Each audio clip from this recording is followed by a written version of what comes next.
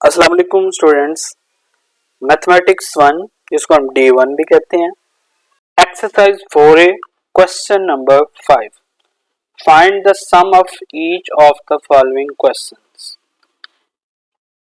ये question number 5 के students 4 part हैं, चारों में हमने सम निकालना है।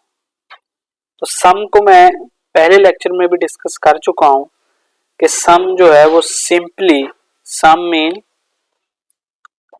Addition of two or more terms। यहां पे इस केस में ये एडिशन ऑफ टू और मोर टर्म्स है। अगर नंबर होगा तो एडिशन ऑफ टू और मोर नंबर्स होगा। तो यहाँ पे बेसिकली हमने सिर्फ और सिर्फ एडिशन ही करनी है। ये डिफरेंट टर्म्स गिवन है। तो पार्ट ए की बात करते हैं। 2x plus 4y comma minus 5y। तो हमें इनको ये पहली दो टर्म्स तो ऑलरेडी ऐड की हुई हैं, ये थर्ड टर्म को हमने इसमें ऐड करना है। तो 2x plus 4y plus minus 5y। जहां पे भी माइनस का साइन होगा आपने ये ब्रैकेट यूज करनी है ताकि साइन की जो कंफ्यूजन है वो दूर हो जाए। नेक्स्ट स्टेप में हम करेंगे 2x प्लस 4y। ये प्लस का साइन जब माइनस के साइन से मल्टीप्लाई होगा स्टूडेंट्स तो ये माइनस आ जाएगा, तो माइनस 5y। आखिर पे हमने ये करना होता है कि जो सेम वेरिएबल्स हैं उनको ऐड या सब्ट्रैक्ट कर देंगे और जो नहीं हो सकते उनको एज इट इज रह देंगे।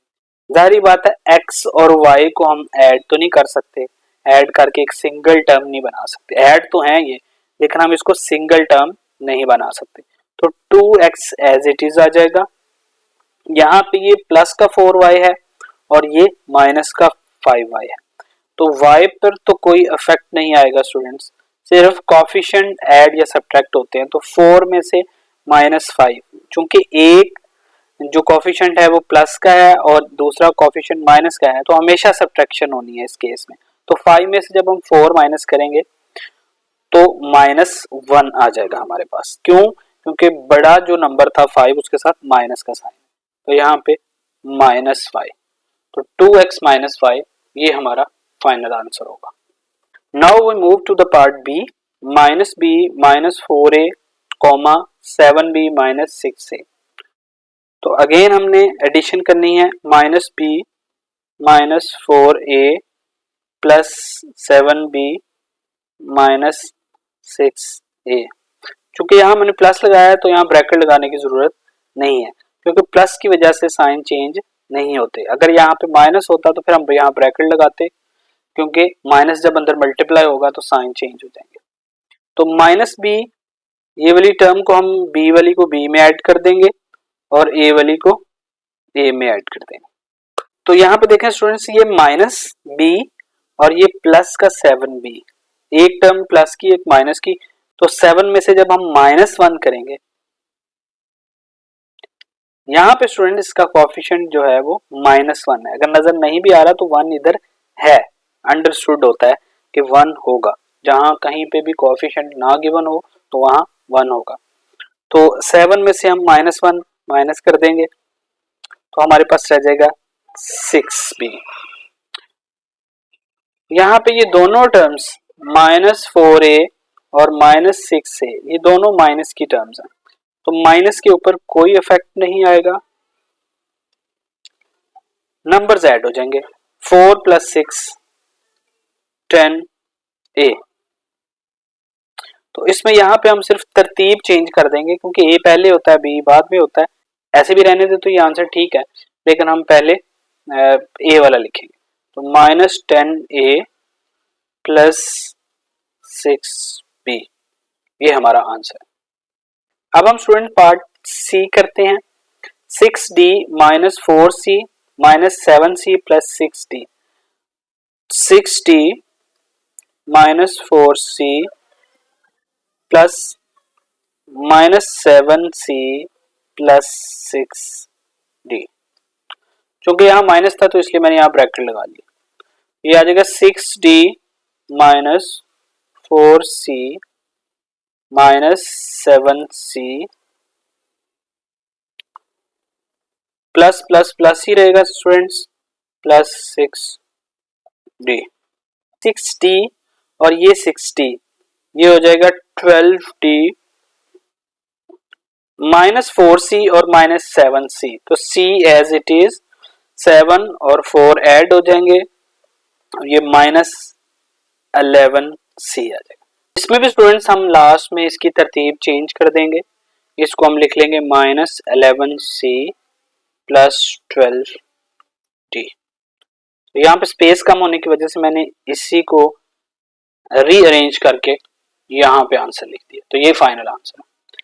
Now move to the last part of the question 5. 3pq minus 6hk plus, यहाँ पे ब्रैकेट लगा लेते हैं, 3qp plus 14kh। 3pq minus 6hk, यहाँ पे प्लस माइनस से जब मल्टीप्लाई होगा स्टूडेंट्स तो माइनस 3qp प्लस प्लस से मल्टीप्लाई होगा तो प्लस ही 14kh। आखिर पे स्टूडेंट्स हम pq वालों को pq में ऐड या सब्ट्रैक्ट कर लेंगे और hk या kh वालों को hk के साथ ऐड या सब्ट्रैक्ट कर लेंगे। यहाँ पे स्टूडेंट्स ये ख्याल करना है आप लोगों ने कि ये देखिए ये 3pq है और ये भी 3pq है, ये प्लस का 3pq है और ये माइनस का 3pq है। इन दोनों को जब हम सब्ट्रैक्ट करेंगे तो 0 आ जाएगा। तो यहाँ पे हमारे पास लास्ट पे जो रह गया है वो रह गया माइनस 6hk, यहाँ पे ये है 14kh, तो इसको भी स्टूडेंट्स मैं hk लिख लूंगा। यहाँ पे स्टूडेंट देखें कि ऑर्डर अफेक्ट नहीं करता मल्टीप्लिकेशन में। एक सिंपल एग्जांपल करवाता हूँ, 3 multiply by 2 is always equal to 2 multiply by 3। तो इसी तरह h k यानी कि h और k मल्टीप्लाई हो रहे हैं, ये इक्वल होगा k और h के। तो सो मैंने सेम तरतीब कर ली है इसकी। तो यहाँ पे माइनस 6 है इसका कोएफिशिएंट, इधर कोएफिशिएंट 14 है।